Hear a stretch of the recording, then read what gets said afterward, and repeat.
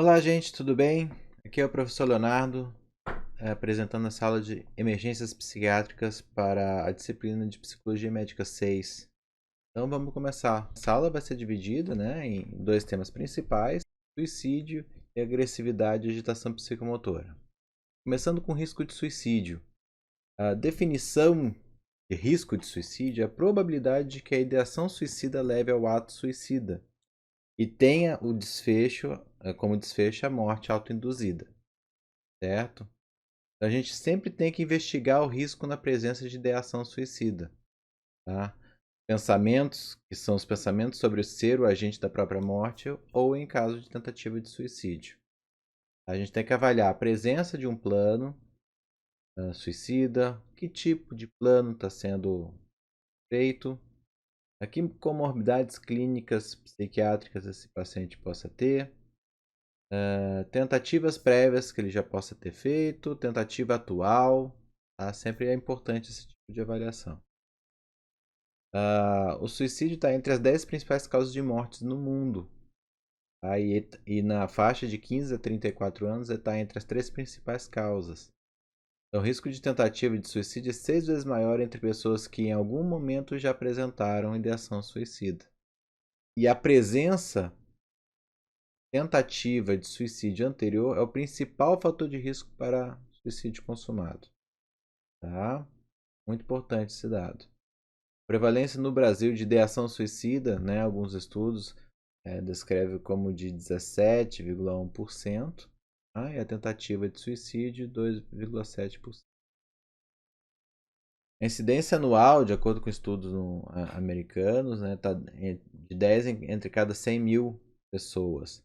No Brasil está entre 3 a 4 em cada 100 mil. 6 mil casos por ano. A ideação suicida é mais frequente entre as mulheres, mas o suicídio ele é mais consumado, entre os homens. Então, você quando vai comparar as taxas, os homens cometem, acabam sendo sucedidos na tentativa, e cometem mais suicídio do que as mulheres. Tá? As taxas de suicídio elas têm aumentado no Brasil nas últimas décadas e provavelmente com a pandemia aí, com certeza a gente também já tem visto alguns dados demonstrando que tem aumentado. Entre os métodos usados para o suicídio, o principal é o enforcamento, logo depois vem a arma de fogo, em terceiro lugar o envenenamento. Mas aí quando a gente divide entre os sexos, o envenenamento acaba sendo a forma principal de tentativa de suicídio no sexo feminino. Tá? No modo geral, enforcamento primeiro, arma de fogo segundo, envenenamento terceiro. Tá? Transtornos psiquiátricos também que estão mais envolvidos, tá? A gente tem os transtornos de humor, tá? Depressão ou transtorno bipolar, a esquizofrenia ou transtorno esquizoafetivo, transtornos de ansiedade, especial com transtorno de humor. Então, assim, a pessoa tem uma depressão, tem um transtorno bipolar e tem um quadro de ansiedade, isso é um marcador importante de gravidade, de risco. Dependência química, os transtornos do uso de substâncias, e os transtornos de personalidade também são importantes. Sintomas psiquiátricos específicos relacionados como fatores de risco tem a ansiedade, a desesperança, a impulsividade e agressividade. Então, são sintomas importantíssimos de investigar na anamnese do paciente. Na história psiquiátrica do paciente, nós temos que buscar tentativas anteriores, história de abuso físico ou sexual na infância. Claro que existem também os estressores psicossociais, então separações, perdas, desemprego, declínio econômico, relação familiar conturbada, pandemia, como eu já tinha falado. São estressores importantes, podem estar associados. História familiar de suicídio também é bastante importante. E a gente pode pensar em vários fatores relacionados à questão familiar, tanto questões de um risco maior, vulnerabilidade maior decorrente de fatores genéticos, questão do próprio ambiente familiar mais conturbado, existência de comorbidades psiquiátricas associadas, né, dentro dessa família, por exemplo, uma família que existe uma prevalência importante de transtorno de humor, né, ou até transtornos psicóticos. A idade também acaba sendo também outro fator importante. Tá? Os idosos acima de 65 anos, eles costumam ser bem mais efetivos, né, na tentativa de suicídio, no ato suicida, do que os mais jovens. Tá? E aí a gente também tem a questão das doenças não psiquiátricas também, né?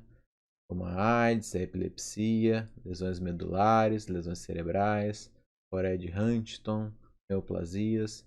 Aí a gente junta vários fatores, né? Como a própria desesperança na questão da melhora, da recuperação, as lesões cerebrais que podem aumentar a impulsividade do paciente, como no caso da epilepsia. Então, vários fatores podem estar associados também nessas doenças clínicas não psiquiátricas.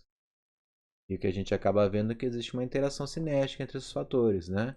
Então vai juntando, vamos pensar num idoso, um quadro depressivo, numa situação de luto, que também já tem limitações físicas, doenças, desesperança, desemprego, perdas financeiras.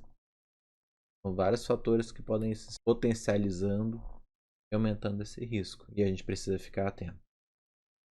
Então, na relação à investigação clínica, a gente precisa investigar a presença da ideação suicida, investigar a presença de um plano suicida e avaliar o grau de intenção suicida e letalidade do método. Então a gente tem um roteiro sugerido, né? A gente não chega dando um coice ali no paciente naquele momento de vulnerabilidade extrema. A gente tenta ir aos poucos, né, investigando essa situação. Né? Então, um roteiro sugerido. A gente começa por problemas, vai perguntando como é que a paciente se encontra, problemas ele tem enfrentado ultimamente, como é que ele está se sentindo em relação a esses problemas que ele tem enfrentado. Ele sente que em relação a tudo isso que ele está passando, a vida tem perdido o sentido. Se ele vai dizendo, se ele vai confirmando essas perguntas, né, você vai explorando mais a fundo, né? Pensa assim que de repente você acha que seria melhor se você viesse a morrer, e aí o paciente confirmando. Né? Nós vamos explorando depois se ele tem pensado em pôr fim à própria vida, e seguindo, né, numa afirmativa, né? Ele tem pensado em como que ele cometeria este ato, né? Ele já tentou cometer isso, já tentou morrer, né? Forma, se ele já preparou alguma coisa. E vê alguns casos, né, como a questão do próprio enforcamento, às vezes o paciente já deixa cordas separadas, né, ou já deixa armas de fogo, ou junta remédios. E numa pergunta também importante, a gente vê se ele tem esperança de ser ajudado. Então, é um roteiro que a gente vai tentando buscar uma forma empática, tentando empatizar com a dor do paciente, num tom calmo, tranquilo, sem julgamento, buscando aos poucos, vendo como é que ele está indo, ele tem passado sobre isso, certo? Seguindo na investigação, a gente tem que avaliar os fatores associados ao aumento do risco para o suicídio, então buscar a presença de doenças psiquiátricas, os sintomas psiquiátricos específicos, história psiquiátrica prévia, estressores psicossociais, aspectos psicodinâmicos, né, dele, doenças não psiquiátricas, que é falado, história familiar, dados importantíssimos. E o manejo. Depois a gente fez toda a investigação, a gente vai procurar fazer o manejo, né, do paciente, ver o que é necessário para ajudar essa pessoa. E ao contrário do que muitas pessoas pensam, né, que qualquer ideação suicida, qualquer pensamento sobre suicídio deve ser conduzido uma internação, aqui a gente vai avaliar bem, tem manejos ambulatoriais. Então, também existe a questão da terapia combinada, né? A questão de combinar a psicoterapia com o tratamento farmacológico. Então, como é que é um esquema importante para avaliação do comportamento? Né? Então, a gente tem que ver, né? O paciente tem um plano ou método de baixa letalidade ou não, né? Ele tem um apoio, né, social interessante, bom ou não? Ele tem um comportamento autolesivo de ficar se machucando cronicamente ou é uma coisa que está aparecendo agudamente, né? São coisas de menor gravidade, tem uma maior gravidade. O paciente que tem uma ideação suicida persistente, o suporte familiar é fraco, né? Existe um transtorno psiquiátrico grave, né? Refratário que não está respondendo ao tratamento. Você vê que o tratamento tá sendo adequado, porém o quadro ainda assim não está remitindo. A baixa adesão ao tratamento, pacientes muito resistentes ao uso de medicamentos, a má adesão ao tratamento psicológico também, psicoterápico, né? Uma piora aguda do quadro psiquiátrico, né? Pensar que o paciente vinha instável e entrou numa piora grande, vamos dizer que era uma depressão recorrente, ou um esquizofrênico, né? Que entra num quadro agudo novamente, depressão do bipolar que entra num novo episódio depressivo, por exemplo, pessoas com quadros muito mais impulsivos, que têm uma intenção suicida real. A gente vai diferenciar esses dois aspectos, né? E ver que tem todos os aspectos de menor gravidade, maior suporte, a gente faz uma indicação de tratamento ambulatorial. Existe pouco benefício de internar as pessoas numa situação como a pessoa que sente estar em sofrimento, tem pensado, mas ela quer se ajudar, ela quer buscar ajuda, quer melhorar. A gente pode buscar tratamentos, né, ambulatoriais, CAPS semi-intensivo, né, o CAPS com, se for o caso necessário, né, uma situação de visitas diárias a um serviço como CAPS. E aí, se houver piora do quadro, a gente vai para os quadros de alto risco, onde a gente aí realmente precisa de um tratamento intensivo.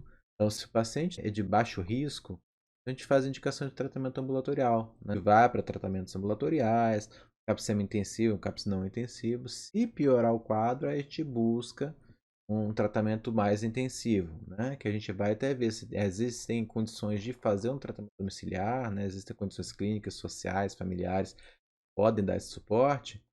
Se ainda tiver essas condições, mesmo no quadro grave, mas tem condições de ter uma vigilância interessante, a gente pode fazer até um CAPS intensivo. Se não, a gente tem que buscar a internação hospitalar. Na dúvida, né, a gente busca sempre proteger o paciente, né? Agora, sobre a agressividade e a agitação psicomotora, né? Então, vamos definir primeiro o que é agressão, tá?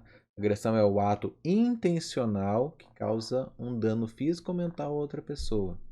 É uma ação forçosa, direcionada para o objeto, e pode ser física ou verbal, tá? É o correlato motor dos afetos de raiva, de ira, de hostilidade. A violência é ato agressivo que causa dano físico a outros. A força física, o abuso, forma de anulação, constrangimento exercido por uma pessoa para obrigá-la a fazer ou deixar de fazer um ato qualquer. Certo? Já a agitação psicomotora é atividade psicomotora e cognitiva excessiva. Em grande parte é improdutiva, não tem um foco específico e decorrente de tensões internas. Então vem que é uma ansiedade grave associada a uma inquietação motora muito forte. E essa inquietação é caracterizada por excitabilidade excessiva, com raiva ou irritação desencadeadas facilmente, mas ela é improdutiva. Na epidemiologia, a gente tem exacerbações de transtornos psiquiátricos crônicos em 6% dos casos. 21% dos casos são pacientes com esquizofrenia. Mas um dado importante é que apenas 6% dos pacientes apresentam agressividade, ou seja, 94% dos pacientes com esquizofrenia não são agressivos. Esse dado é muito importante porque as pessoas tendem a achar que todo esquizofrênico é agressivo. Muitas vezes o médico fica numa conta-transferência já assustado né? Só do paciente falar que tem esquizofrenia, com medo de ser agredido, e na verdade a grande maioria não é. Avaliar a prevalência de agressividade na população, acaba sendo mais alta a prevalência de agressividade na população de indivíduos que têm transtorno do que pacientes esquizofrênicos, certo? As agitações ocorrem em 50% dos pacientes com Alzheimer que vivem com familiares. Quando eles vivem com asilos, a prevalência já aumenta bastante, para 70% a 90%. Às vezes pelo próprio ambiente estranho, a pessoa, às vezes pela própria gravidade, que o paciente que vai para um asilo já às vezes é porque não tem conseguido conviver mais com a família, tamanho comprometimento da doença. E na avaliação, como é que a gente vai fazer? A gente tem que estabelecer se os sintomas são causados ou exacerbados por uma doença médica ou intoxicação. Tá? Então tem que avaliar a necessidade de intervenção rápida. Né? Aqui eu botei uma observação, né, que a avaliação começa no telefonema, porque às vezes a gente está, às vezes, num serviço onde os pacientes chamam a gente para fazer uma conversa por telefone com um familiar, ou às vezes vocês estão trabalhando no próprio consultório, né, e pedem para você fazer uma avaliação de algum paciente em filho, se você atende um paciente que esteja mais com raiva, mais agressivo, a gente já tem que fazer essa avaliação já no telefonema, né? Para a gente não fazer uma indicação errada. Por exemplo, dizer que o paciente pode ficar em casa, toma um remédio X ou Y, depende de um paciente que vocês já conhecem. Ou falar que vocês podem atender, é só trazer o paciente para atender, e de repente o paciente chega no onde você está e você não tem condição de proteger nem o paciente nem a si, numa situação agressiva. Então a avaliação sempre começa no telefonema. Tem que cuidar com familiares ansiosos e apressados. Quando os familiares estão com o paciente, né, com o indivíduo extremamente agressivo em casa, eles tendem a querer empurrar para levar logo o paciente para qualquer lugar. Quem atender primeiro o telefone é que resolva. E o grande problema é ir para o lugar errado. Você não tem condições de atender no local que você está, o risco é maior ainda para o paciente. Caso de dúvida no telefonema, a gente marca a entrevista primeiro com os familiares e indicar a avaliação psiquiátrica de urgência antes de marcarem o primeiro atendimento. A dúvida você olha, manda para uma emergência, né?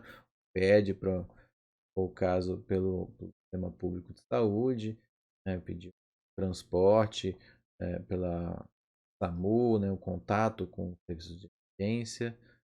Às vezes os de emergência já fazem essa triagem, solicitação de às vezes até o pedido de ajuda do próprio serviço de segurança, né? Polícia, às vezes é chamado para poder auxiliar de pacientes que podem estar muito agressivos em casa e precisam ser levados para algum tipo de tratamento. E aí temos patologias orgânicas associadas ao comportamento violento. Então temos abuso de substâncias, né? Álcool, barbitúrico, todo tipo de substância pode levar a um comportamento violento. Tá? Patologias intracranianas, né? Trauma recente ao passado, infecções, neoplasias, efeitos anatômicos, malformações vasculares, acidente vascular cerebral, doenças degenerativas, epilepsia, os síndromes epileptiformes, incluindo o comportamento dos períodos ictais, pós, interictais mesmo, do quadro epilético, as síndromes parciais complexas, né? Delírio pós-ictal. Nós temos patologias sistêmicas também, doenças metabólicas, hipoglicemia, doenças endócrinas, hipovitaminoses, doenças infecciosas. Então, todo tipo de quadro pode estar associado a comportamento violento. Um tema muito importante, não é um tema só para psiquiatra, né? Tem para todo médico, todo profissional de saúde ter algum mínimo de conhecimento necessário para poder abordar isso. Fatores de risco para comportamento violento, né? Nós temos demográficos, né? Então homens, jovens, baixo nível sociocultural, desempregados, baixo suporte social e familiar, história prévia, comportamento violento, abuso de substâncias, início precoce, pobre modelo parental, diagnósticos, né, síndrome cerebral orgânica, transtornos de personalidade, que está associado com impulsividade, descontrole de impulso, quadros psicóticos, né, abuso de substâncias psicoativas, substâncias de abuso, tá? Sintomas clínicos, né, alucinações auditivas, de comando, ilusões paranoides, pobre controle de impulsos, site, né, a percepção do próprio quadro, né, pobre, baixa adesão ao tratamento, baixo score de QI e avaliação global de funcionamento. Fatores psicológicos também, né, baixa tolerância a frustrações, está até associado com alguns desses diagnósticos, esses quadros, os outros dados demográficos e tudo mais. Baixa tolerância a frustrações, baixa autoestima, tendência a projeções e externalizações, raiva e irritabilidade, dificuldade de adesão, intervenções e tratamentos. Tá? Então, existem as medidas não coercitivas de tratamento do paciente agitado. A gente procura fazer intervenções comportamentais e ambientais, no primeiro momento. A gente tem que se assegurar que o paciente está fisicamente confortável, diminuir o tempo de espera, então aquela coisa de sala de espera cheia de gente, né, tumultuada, demorada, isso pode agravar, né, pode deixar o paciente mais ansioso, mais irritado, levar a um comportamento de maior agitação, de risco de agressão, né. Procure atender o paciente em uma sala, uma área grande, calma, não isolada. Procurar um espaço aberto se uma sala adequada não for possível, né. Às vezes você está numa sala de emergência com vários leitos e algum paciente está mais agitado, né? Então procure um espaço mais aberto, conversar com esse paciente, né? O paciente tem que estar numa posição que permita que ambos, né, alcancem a porta, né? A porta tem que estar aberta. O paciente, por que a porta está aberta? Porque não pode fechar? Não, acho melhor a gente conversar de porta aberta, porque fica mais tranquilo, inclusive se alguém se sentir inseguro, se você se sentir inseguro, a gente tem a porta aqui, né, para a gente poder ficar mais tranquilo. Eu acho que a gente pode ser bem honesto com o paciente, uma conversa, um jogo limpo, assim, né? Escolher um ambiente calmo, sem estímulos intensos, né? Então, às vezes tem muita gente agitada em volta, pede licença para quem está mais agitado, às vezes familiares também, tem alguns familiares que fazem essa excitação no paciente, podendo piorar a agressividade. O ambiente tem que ser seguro, né? Então retira objetos que possam ser potencialmente perigosos. Aí o cuidado, né, com consultórios, né? Às vezes as pessoas preparam os consultórios bem bonitos, mas geralmente não é um ambiente adequado para paciente com risco de agressividade. Mantenha a distância do paciente. O paciente violento precisa de mais espaço que os outros, né? Nunca se aproxime pelas costas do paciente, nem dirija-se a ele de forma rude. Tenta manter a voz num tom tranquilo, neutro. Nunca fique de costas para o paciente, tá? Não confronta o paciente, nem olha diretamente nos olhos dele. Tenta assumir uma posição neutra mesmo, com tom de voz baixo, postura corporal relaxada, né? Às vezes o braço cruzado para trás, né? As mãos para trás, assim. É mais tranquilo, o paciente se sente menos agitado, né? Menos ameaçado, né? Orientar a equipe sempre, né, quanto à maneira de se aproximar ao paciente, né? Você, como médico que vai conduzir, né, a equipe, tem que estar bem claro isso no trato com o paciente e fornecer as informações para os parentes do paciente. Começa com uma intervenção verbal, né? A gente se apresenta para o paciente, explica o que está fazendo, procura usar palavras fáceis e frases curtas, né? Mantenha-se calmo. Ajuda o paciente a entender o que está acontecendo, reassegurando ele sobre o diagnóstico, o procedimento terapêutico que está recebendo, né? Ajuda o paciente a restaurar a orientação dele, mostrar onde é que ele está, o momento é aquele, o que você está fazendo aquele tipo de tratamento, né? Tente sempre que possível, né, quando possível, questionar sobre o real motivo da violência, né? Perguntar o que foi que está acontecendo, né? Por que você está tão agitado? Eu tô vendo que você está irritado, tô vendo que você está brabo. O que foi que está te deixando assim? Né? Tentar fazer o paciente verbalizar aquele sentimento ajuda a diminuir aquele impulso do ato, né? Do ato agressivo, né? A elaboração do que ele está sentindo. A gente coloca os limites para o paciente, dizendo que a violência não vai ser permitida. Olha, está aqui um espaço médico, né? Vamos conversar. O jeito de resolver isso aqui é só pela conversa, né? Violência a gente não pode tolerar, né? Então a gente quer que acabe se tornando uma situação ruim para ninguém aqui, nem para mim, nem para você.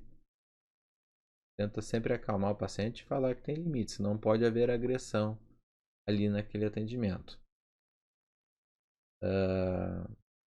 Simula a expressão verbal dos sentimentos, né, das fantasias, dos medos. Pergunta se o paciente está com medo de alguma coisa, se ele está pensando que alguma coisa pode ocorrer naquele ambiente. Quando precisar comunicar sua decisão, faça da forma mais clara e simples. Né? Até, por exemplo, numa indicação de internação. Né? Olha, agora a gente vai precisar te internar para te cuidar, para fazer um tratamento correto, para poder ficar mais tranquilo, mais calmo. Sei que você pode não concordar com o diagnóstico, mas vai ter o tempo para você questionar aqui, né? E até de forma para te proteger, a gente vai fazer esse procedimento. Seja uma medicação injetável, uma internação, até mesmo uma contenção, né? Aí vem logo depois, né? Se a intervenção verbal não funciona, se mesmo tentando conversar com o paciente, tentando acalmá-lo, ele não se acalma, agita mais, fica ameaçador, né? A gente tem que buscar a contenção física. Que pode ser a contenção mecânica, né? Com faixas, né? Em algumas situações existem até macas apropriadas para isso, com cintas específicas para machucar o mínimo o paciente. Tá? Ou a reclusão. Tem alguns locais que, por exemplo, é proibido você conter fisicamente o paciente com amarras num leito, por exemplo. Então você deixa a pessoa num quarto fechado, onde ela formada que ela precisa ficar lá até se acalmar. Então, assim, na contenção do paciente, né, geralmente a equipe são de 5 pessoas, devidamente treinadas, né, apenas uma fala com o paciente, né, geralmente é o médico assistente, que é o líder da equipe, ninguém mais fala, né, então às vezes tem técnicos de enfermagem que vão ajudar ali no manejo, fica bem para os outros integrantes da equipe, ninguém vai falar, que só você vai falar com o paciente. Mantendo a calma, você não vai responder agressões verbais. Ninguém deve responder agressão verbal, por mais que o paciente grite, xingue, cuspa, não se deve revidar. Né? Explicar com clareza tudo o que está fazendo. Bem, bem sucinto, né? Agora nós vamos te conter no leito, né? Porque você está muito agressivo, não está conseguindo, né, conversar com a gente nesse momento. A gente precisa proteger a você e aos outros para conter você no leito. Certo? Então, pedir você, né, puder ajudar a gente concluir isso de uma forma menos que machuca menos a você, que ninguém saia machucado dessa situação. Na emergência você tem que revistar o paciente para drogas, armas, tem que cuidar muito isso, tá? E sempre que o paciente for contido, ele tem que ficar sendo monitorizado constantemente, tá? Não é aquela coisa amarra o paciente e deixa no quarto e ninguém vai ficar olhando, não. A gente vai ser contido e vai ser avaliado rotineiramente. Assim que o paciente acalmar, sair da agitação psicomotora, a gente procura desconter ele, o mínimo possível necessário. Tá? Nunca ameace o paciente com uma contenção. Né? Contenção não é castigo, contenção é um ato para proteger o próprio paciente e proteger outros pacientes, a equipe, quem estiver por perto. A pessoa está num nível de desorganização tão grande que ela pode acabar se machucando ou machucando outros. E a gente faz uso de medicamentos para tranquilização rápida, tá? Aí tem algumas opções, né? Dependendo até do serviço, você tem suporte de oxigênio, tem algumas medicações que você tem que ter um cuidado a mais, vai fazer endovenoso, vai fazer intramuscular.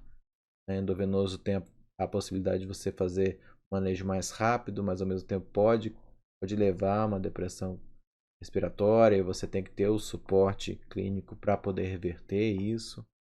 Mas você tem que saber as limitações do serviço para poder fazer esse manejo. Como foi dito, né, contenção física não é castigo, é intervenção médica. Né? Então, visa proteger proteção do próprio paciente em relação aos riscos de auto e heteroagressão. Autoagressão de se machucar, heteroagressão de machucar outras pessoas. Nunca ameace o paciente de contenção. Isso às vezes a gente tem que até alertar, às vezes a gente vê pessoas da equipe, né, fazendo esse tipo de ameaça. Né, e entender, o paciente tem que entender que ali não é um castigo que está sendo feito, mas que está sendo proteger. Se a pessoa consegue se controlar por ela mesma, né, não vai ser necessário nunca ser contida. Certo? Tratamento, né? Internação versus tratamento ambulatorial. A gente tem que avaliar essas situações sempre, né? Todos aqueles fatores, doença, resposta ao tratamento, a adesão ao tratamento, né? Na farmacologia nós temos tanto antipsicóticos de alta potência, né, mas um bloqueio dopaminérgico ou medicações que são mais sedativas, né, como muitas vezes por ação de antagonismo histamínico, né? Assim como também podemos usar benzodiazepínicos. Então aí temos um esquema, né? Agitação e agressividade. Então a gente avalia, né, sintomas relacionados à doença clínica, necessidade de intervenção rápida ou não, intoxicação, abstinência ou não. Aí vamos ter medidas não, primeiro tentar as medidas não coercitivas, né, intervenções comportamentais, ambientais, intervenções verbais, conversar, se o paciente melhora da agitação ou não melhora da agitação. Mantém agitado? Vai ver, o paciente é cooperativo, a gente medica oralmente. A gente pode inclusive falar para o paciente, olha, eu estou vendo que você ainda continua agitado. Né? O que você acha da gente usar uma medicação para você se acalmar e de repente a gente continuar essa conversa daqui a pouco?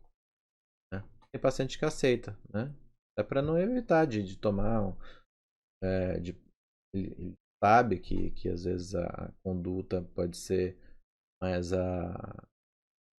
mais restritiva para ele, né? Com injeção intramuscular. Então o paciente aceita bem o tratamento oral que a gente pode esperar. O paciente não cooperativo, a gente vai para medicação parenteral, né? Muscular ou endovenosa, dependendo das capacidades do serviço, e a contenção mecânica, né? E aí vai fazendo uma reavaliação periódica, né? Necessidade de manter a contenção, monitorar os efeitos adversos. O paciente melhora da agitação, você vai continuar os cuidados, né? Com a necessidade de avaliação diagnóstica e tratamento específico para o quadro dele. Certo? É isso então, gente. Espero que vocês tenham aproveitado a aula. Nós teremos o nosso encontro para tirar dúvidas, qualquer situação assim. Ok? Ah, mas uma coisa que eu esqueci de falar para vocês, tá, gente? Qualquer dúvida que vocês tiverem, comentários, aproveita e já deixa aí embaixo, tá? Que eu vou tentar ler e aí a gente já vai ajeitando as próximas aulas, tá? Se puder estar acompanhando aí, por favor, não deixe de inscrever. Para acompanhar também quando sair as novas aulas, poder ir ajudando a crescer essas esperanças. Tá joia? Obrigadão, gente.